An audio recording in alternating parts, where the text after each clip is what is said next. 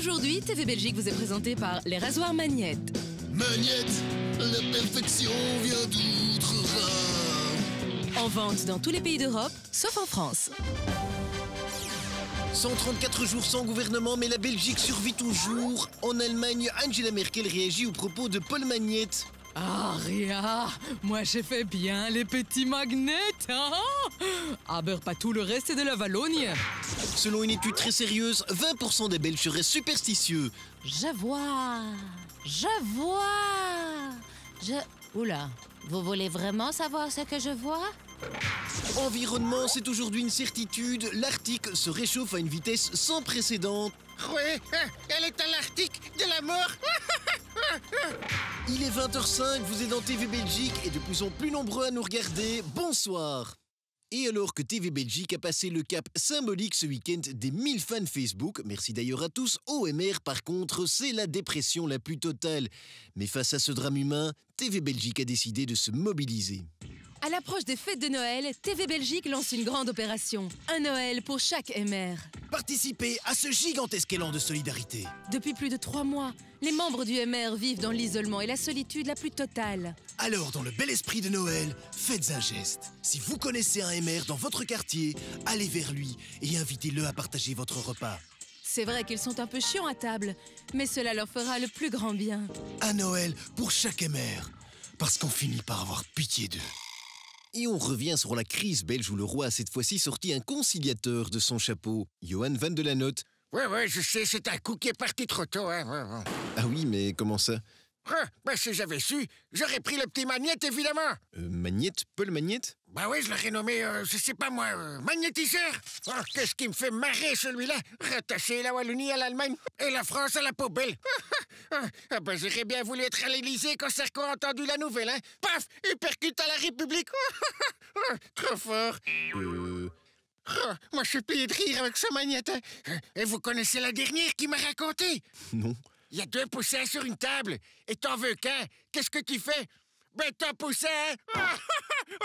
Il est trop fort, le Magnette. Je l'adore. Ouais.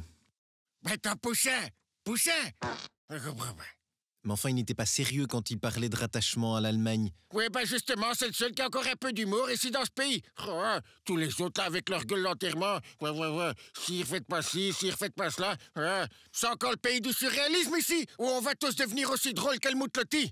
Mais sire, si vous étiez si convaincu, pourquoi vous ne l'avez pas pris alors, le Magnette? Pas pensé, hein, je vous dis. J'étais trop vite sur ce coup-là. Il repassait les vieux épisodes de Derrick à la télé, alors vous comprenez. Puis, je dois vous avouer qu'il était un peu trop populaire parmi la gente féminine du palais, le Magnette. Vous vous imaginez qu'il nous pique la Mathilde? La seule chose encore un peu convenable qui nous reste dans la famille? J'ose même pas y penser. Et face aux prolongations des négociations, justement, Yves Le Terme, lui, refuse qu'on étende les pouvoirs de son gouvernement intérimaire. Je ne suis pas né de la dernière pluie, hein, moi. Je commence à connaître vos pièges, hein. C'est pas un vieux singe comme moi qu'on apprend à faire la limace. Quoi? J'ai encore dit une connerie? Un Premier ministre qui refuse qu'on lui étende ses pouvoirs, il n'y a qu'en Belgique. Allez, la suite, le chiffre du jour. Et le chiffre du jour, c'est 5,4. Il s'agit du poids record d'une tumeur qui a été retirée vendredi sur le visage d'un Américain. Et vous trouvez ça un record, vous? On a une tumeur de 134 kilos chez nous. Non, de Dieu. Merci, sire, c'est toujours un plaisir. Il est temps à présent de rejoindre notre cours de dramaturgie quotidien. La leçon de dramaturgie avec Bart le comédien. Bonjour. Aujourd'hui, je vais vous apprendre à jouer un cheminot wallon.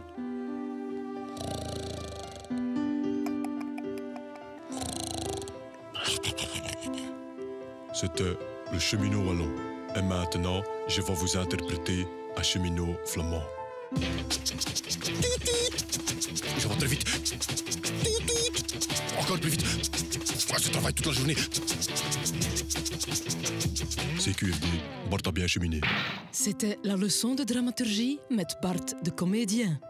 Eh bien, 2 cheminots flamands comme ça, et ça fait Beuzingen. Et on termine cette édition avec la belle Samantha pour la météo du jour. Bonjour François, bonjour à tous. Alors, à Namur, Paul Magnette sera de passage. On s'attend à des vagues d'hystérie de magnitude 5. Le nuage éthylique au-dessus de Liège n'est pas près de se dissiper, alors que le risque d'avalanche de ras-le-bol est général sur toute la Wallonie. À Bruxelles, rien à signaler parce que tout le monde s'en fout. Du côté de Tongres, des chutes de parachutes sont à prévoir. Et enfin, attention, si vous comptez traverser la Flandre pour aller à la côte ce week-end, on y attend un raz-de-marée d'indignation. Nous terminerons avec les éphémérides. Demain, nous fêterons la syndicat. Alors, bonne fête à tous les grévistes belges et français. Merci Samantha. Et voilà, mesdames et messieurs, c'est tout pour aujourd'hui. Bye bye, à demain, si Van de la Note le veut bien.